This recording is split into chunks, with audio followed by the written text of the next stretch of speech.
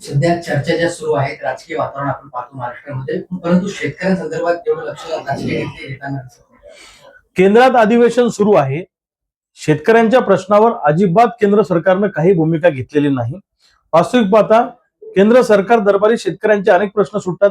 शेतीमालाच्या भावाचा प्रश्न आहे, आयात निर्यातीच्या धोरणाचा प्रश्न आहे. हा प्रश्न केंद्रातच सुटतो. परंतु आमचं शेतकऱ्यांचं दुर्दैव आहे की या अधिवेशनामध्ये घोडे बाजाराशिवाय काही झालेलं नाहीये. खासदार विकत घ्या, डिलिमिटेशनचं बिल आणा, एवढाच अजेंडा सरकारचा आहे.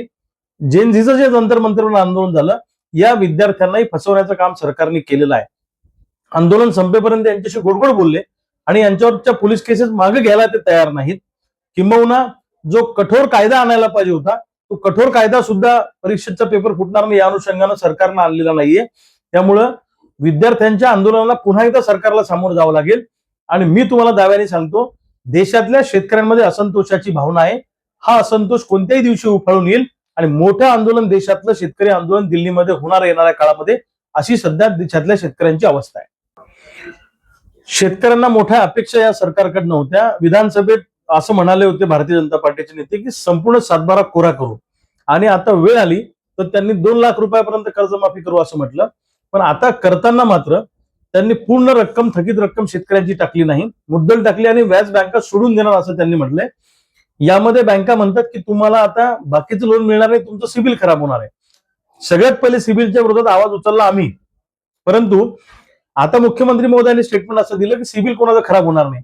पण बँकेत गेलं तर बँका म्हणतात की सिबिल तुमचं खराब होणार आहे. रिझर्व्ह बँकेशी बोलून माननीय मुख्यमंत्र्यांनी बोललं पाहिजे आणि रिझर्व्ह बँकेचा आदेश सगळ्या नॅशनल बँकांना आला पाहिजे, सिबिल खराब होणार नाही या संदर्भामध्ये, अशी आमची मागणी आहे.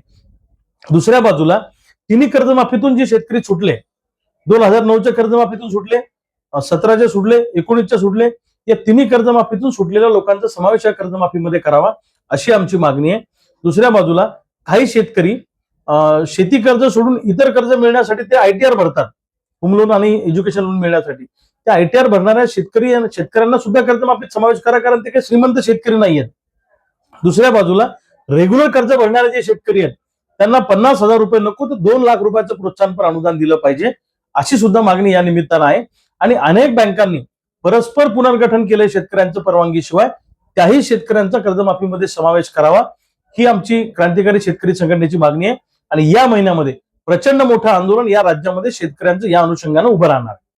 पीक विम्याकडे शेतकऱ्यांनी पूर्णतः पाठ फिरू देते. काय म्हणतात तुम्हाला कशामुळे? हे राज्य सरकारनं जी पीक विम्याची सुधारित योजना आणली आहे, ही योजना अतिशय बोगस आहे. जुनी जी 4 ट्रिगरवाली योजना होती, ती योजना अतिशय उत्तम होती. त्यात शेतकऱ्यांना विमा मिळण्याची शक्यता जास्त होती, कारण 4 स्थितीमध्ये विमा मिळत होता. आता एकच ट्रिगर आहे, त्यामुळे शेतकऱ्यांना विमा मिळणार नाही. कापणी प्रयोगावर आधारित पीक विमा मिळणार आहे. त्यामुळे कंपनी काय करते, कंपनी अशा ज्या शेतात जास्त उत्पादन आहे तिथे जाऊन कापणी प्रयोग करते आणि उत्पादन छान आलंय अशा पद्धतीचा अहवाल देते, त्यामुळे शेतकऱ्यांना विमा मिळणार नाही. दुसऱ्या बाजूला बुलढाणा जिल्ह्यामध्ये 2024चा शेतकऱ्यांना विमा पोर्टलवर दाखवत होता, पण परवा दिवशी अचानक तिथं 0 दाखवलं. कंपनीनं अचानक शेतकऱ्यांचे क्लेम रिजेक्ट केले. या AIC विमा कंपनीनं 2024 मध्ये बुलढाणा जिल्ह्यातला 32,500 शेतकऱ्यांचा विमा थांबवलाय. पंचनाम्यामध्ये नुकसान 80% दाखवलंय आणि विमा देताना मात्र 0 दिलाय. हा मोठा स्कॅम आहे, हा घोटाळा आहे, याचा पाठपुरावा आम्ही करतोय. माननीय मुख्यमंत्र्यांना मला सांगायचंय की महाराष्ट्रातले 2024चे 25चे सुद्धा विम्याचे पैसे थकलेले ते द्यायला कंपन्यांना सांगा. त्या कंपन्यांना टाईट करा, त्यांच्यावर कारवाईची भाषा करा किंवा कारवाई करा, ही मुख्यमंत्र्यांना विनंती आहे.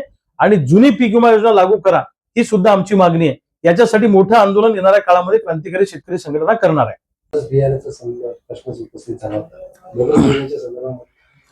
असं आहे, बोगस बियाणे विकणाऱ्या कंपन्यांवर जी कारवाई करण्याचा कायदा आहे, हा अतिशय तकलादू आहे केंद्र सरकारचा. 1966चा कायदा, सीड ऍक्ट, तो बदलला पाहिजे.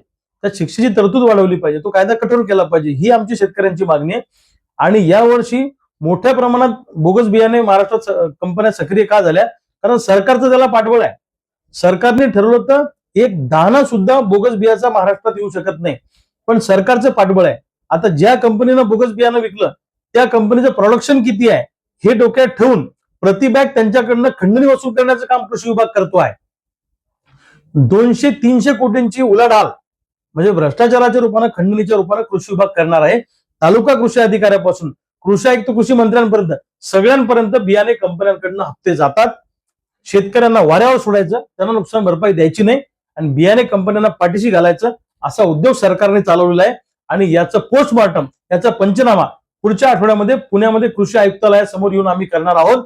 1 रुपया सुद्धा जर का चुकीच्या मार्गाने तुम्ही वसूल केला आणि शेतकऱ्यांना वाऱ्यावर सोडलं तर तुम्हाला सोडणार नाही, अशा पद्धतीची क्रांतिकारी शेतकरी संघटनेची भूमिका आहे. दूध का दूध पाणी का पाणी करून मध्य प्रदेशमधून बोगस कंपन्या महाराष्ट्रात काम करतातच कसं?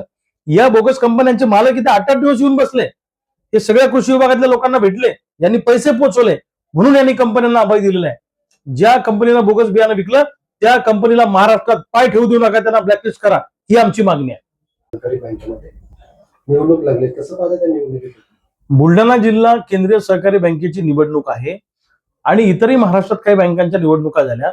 ह्या सगळ्या जिल्हा सहकारी बँका ह्या शेतकऱ्यांची बँक असते, पण इथे शेतकऱ्यांचे ओरिजिनल प्रतिनिधी जात नाहीत. आमदार खासदार तिथे जाण्यासाठी तडफडा करतात, कारण सगळ्यांना बँकेचा उद्धार करायचा आहे, बँकेच्या माध्यमातून सामान्य लोकांचं भलं करायचंय. अशा पद्धतीनं डायरेक्टर व्हायसाठी तडफडतात ते सगळे लोक. माझं म्हणणं आहे की गावगाड्यातल्या सामान्य शेतकऱ्याला का तुम्ही डायरेक्टर करत नाही तिथं? कारण हा सगळा सहकारामध्ये एकत्र यायचं पक्ष सोडून आणि तिथं डल्ला मारायचा असा या लोकांचा उद्देश असतो. म्हणून बाजार समित्यांमध्ये गेलेले लोक, जिल्हा सहकारी बँकेत गेलेले लोक, सहकारी संस्थांमध्ये घुसणारे लोक जे पुढारी, यांना तिथे मलिदा मिळतो म्हणून तिथे जायचा तडफडा असतो. तिथे काही शेतकऱ्याचं भलं करण्यासाठी येतात ते लोक? अजिबात नाही. सगळ्या महाराष्ट्रातली अवस्था बघा, सगळ्या जिल्हा सहकारी बँकेतले पुढारी बगलबच्चे, सामान्य शेतकरी आहे निव्वळ शेती करणारा, असा शेतकरी बँकेवर डायरेक्टर होत नाही किंवा त्याला घेतल्या जात नाही. हे सगळे टोळी करून एकत्र येतात आणि आपसामध्ये वाटून घेतात.